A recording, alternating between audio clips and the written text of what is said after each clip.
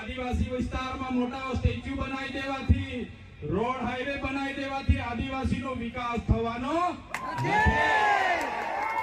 આદિવાસીઓને ડેમનું પાણી આપો, સારી શાળા આપો, સારી કોલેજ આપો, સારા ડોક્ટર આપો, સારી યુનિવર્સિટી આપો, તો જ આદિવાસીનો વિકાસ થવાનો છે।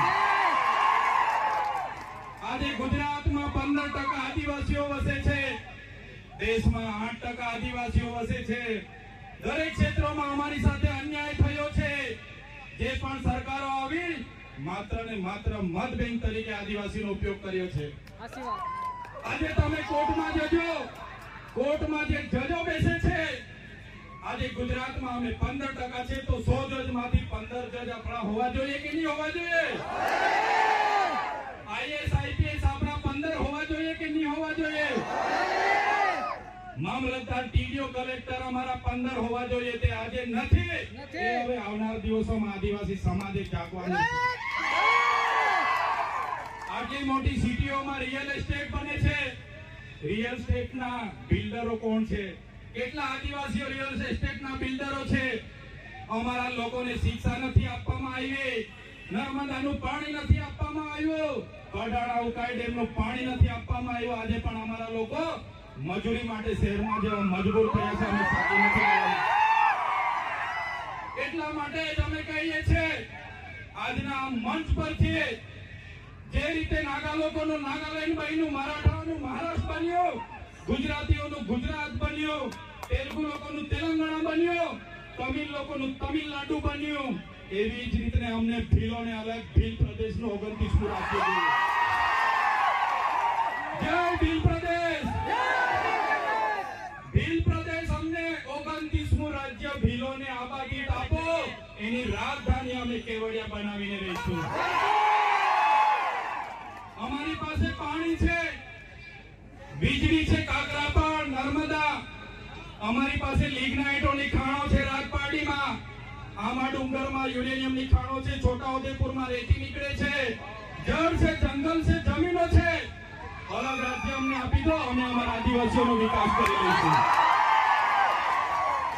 જે અમારો ભીલ પ્રદેશ હતો, દેશ આઝાદ થયા પછી આદિવાસીઓને વિભાજિત કરી દેવામાં આવ્યા છે। 13 જિલ્લાઓને મધ્યપ્રદેશ, 12 જિલ્લાઓને રાજસ્થાનમાં, 14 જિલ્લાઓને ગુજરાતમાં અંબાજીથી ઉમરગામ સુધી, 10 જિલ્લાઓ નંદુરબાર, નાસિક, પાલઘર સુધીના મહારાષ્ટ્રમાં લઈ જવામાં આવ્યા છે। આજે પણ અમારો મહારાષ્ટ્ર, મધ્યપ્રદેશ અને રાજસ્થાન સાથે અમારી સંસ્કૃતિ સાથે છે, પરંપરા હરકી છે, રીત ભાષા હરકી છે। આજે પણ અમારો રોટી બેટીનો વ્યવહાર છે। આજે પણ અમે એમની સાથે સાથે રહીએ છીએ। આજે અમને ભીલ પ્રદેશની માંગ કરીએ છીએ। આજે તમે જોઈ લો, આ ભીલ પ્રદેશનું વિભાજન કરવામાં આવ્યું। આજે મધ્યપ્રદેશની કુલ વસ્તીના 21% મધ્યપ્રદેશમાં આદિવાસી વિસ્તારમાં છે, રાજસ્થાનમાં 13% છે, ગુજરાતમાં અંબાજીથી ઉમરગામ સુધી 15% આદિવાસીઓ છે, મહારાષ્ટ્રમાં 9.48% આદિવાસીઓ, ટોટલ 3.5 કરોડની વસ્તી થાય છે। અમને અલગ ભીલ પ્રદેશ આપો, અમે અલગ અમારો વિકાસ કરીશું। બંધારણમાં જોગવાઈ છે, આર્ટિકલ 3 તમે વાંચી લેજો।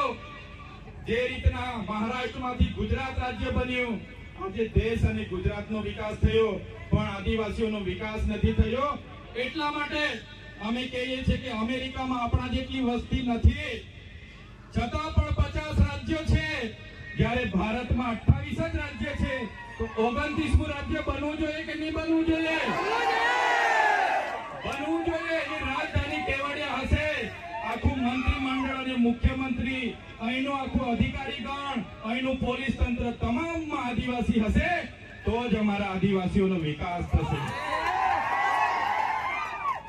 એટલા માટે જેટલા પણ અન્યાય અત્યાચાર થયા છે, ડેડિયાપાડા વાળાને એવું લાગશે, ઝઘડિયા વાળા, સાગબારા વાળાને લાગશે, કેવડિયા વાળાને મારી નાખે, આપણે શું? પણ નહીં। આજે કેવડિયા વાળાનો વારો છે, કાલે માલસામોટ વાળા પણ તૈયાર રહેજો માર ખાવા માટે। એના પછી દેવ મોગરા વાળા તૈયાર રહેજો, બધાનો વારા પરથી વારો આવવાનો છે। એકલ દોકલ બધાનું કામ લેશે આ લોકો।